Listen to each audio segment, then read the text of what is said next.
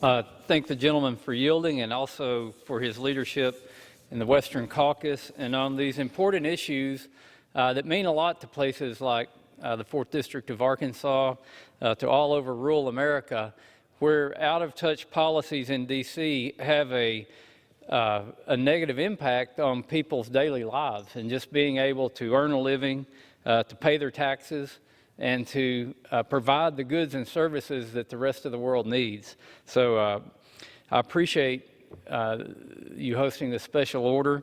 And for years, it's been clear to rural America that our federal permitting and environmental review processes are broken. While well-intentioned, they are doing more harm than good. The current system is complex, burdensome, and ineffective. Yet the political elite in Washington, D.C. wonders why our farmers, ranchers, and energy producers struggle. Far-left special interest groups have weaponized, as Mr. Newhouse said, well-intentioned laws like the National Environmental Policy Act and the Endangered Species Act, and they use them as clubs to bludgeon or kill critical infrastructure, natural resource management, and energy and minerals development projects across the United States.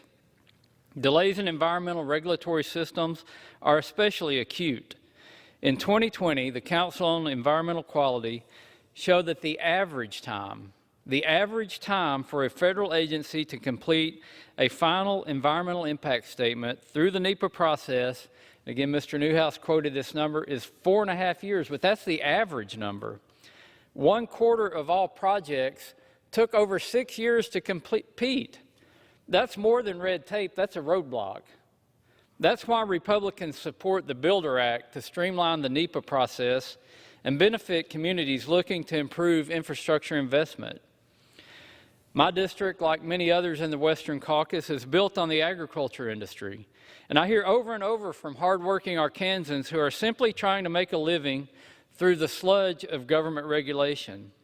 Over-regulation and stalled regulation ensures that only the biggest businesses have the money and time to navigate the red tape and hire the lawyers that are needed to even attempt to navigate the process.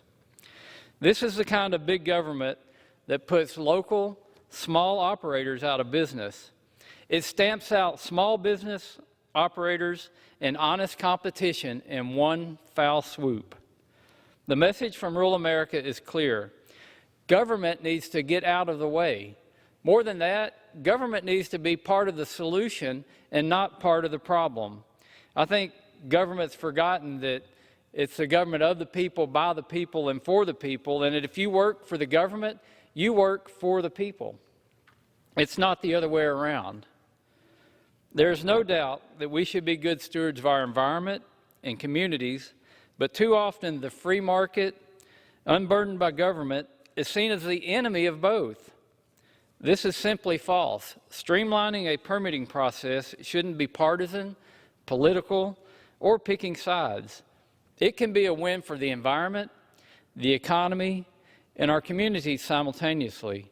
We do not need to choose just one. In fact, a healthy environment and a strong economy go hand in hand. Somehow we've got this idea that they're mutually exclusive and we can't have one without the other. Again, Republicans have the solutions to cutting the red tape. It's called the Builder Act. And by so doing, we can empower rural America and strengthen our nation's economy at the same time. I yield back to the gentleman from Washington.